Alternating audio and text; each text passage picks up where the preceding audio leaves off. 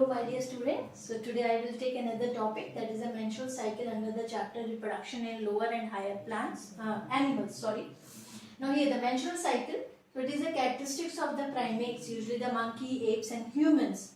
Okay. Now menarche is a term when the menstrual cycle starts at the time of puberty in the females. So that term is called menarche, and the menopause is when ovulation and the menstruation stops in the female.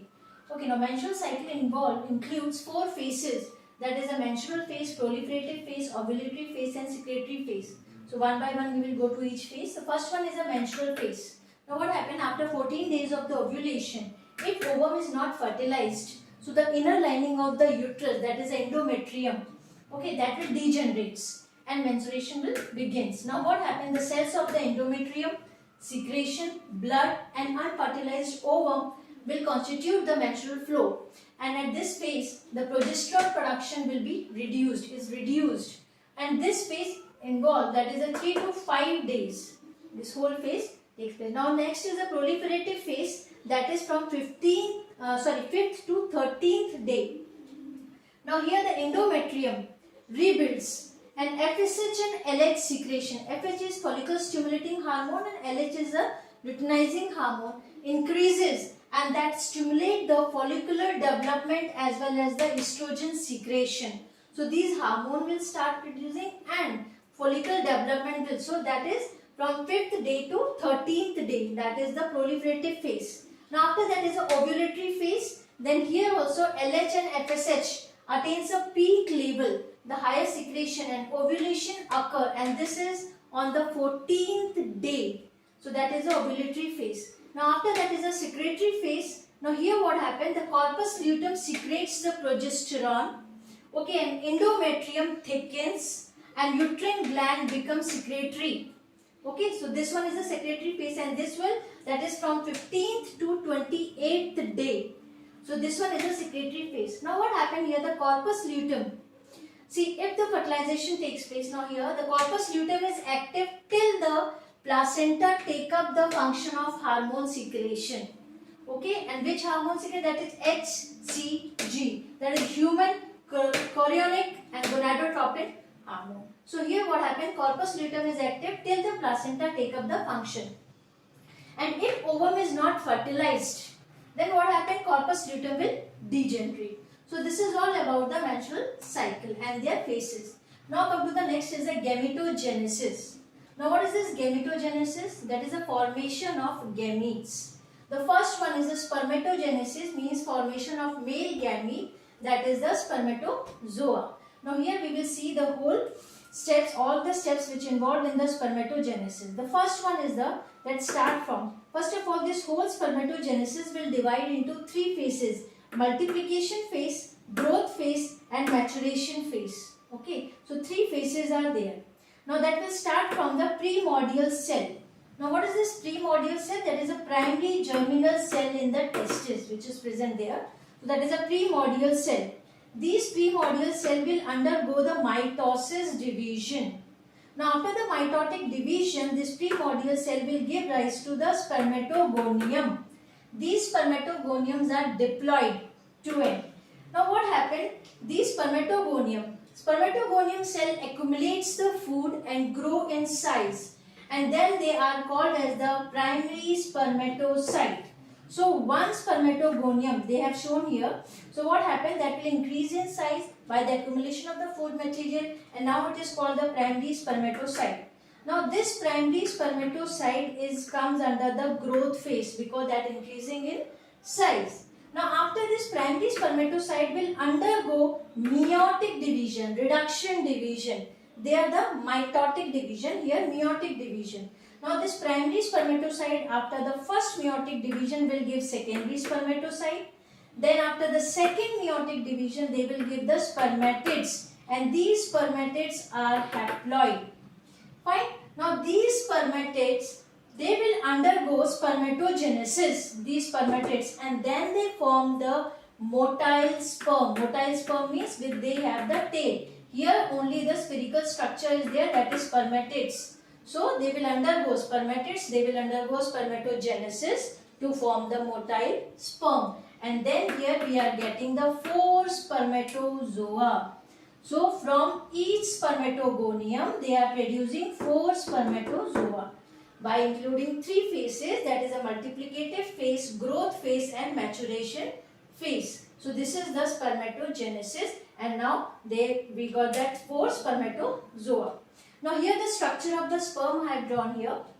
In your textbook also they have given. See the labeling: acrosome, nucleus, 2 centrioles are there, mitochondria, this portion. The upper portion is called head, this one is called middle piece, and this one is called tail. Now this sperm, this is a microscopic elongated haploid motile male gamete. Okay, and sperm remain viable for 72 hours but can fertilize the ovum only the first 12 to 14 hours. Okay, now here this acrosome, this secretes one enzyme, that is a hydrolytic enzyme, and that is called as hyaluronidase enzyme. Now what is the function of this enzyme? This enzyme will help in the penetration of the egg during fertilization, so that dissolve the wall of the egg so that easily the sperm can enter.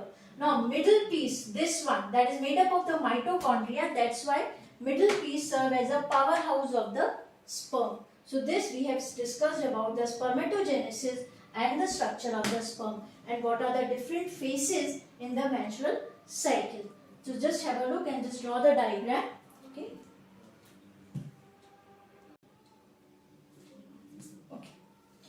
So after the spermatogenesis, the next is the oogenesis. Oogenesis means formation of the female gamete. Now here that will also start, and that include the 3 phases same as the spermatogenesis, that is the multiplicative phase, growth phase and maturation phase. Okay.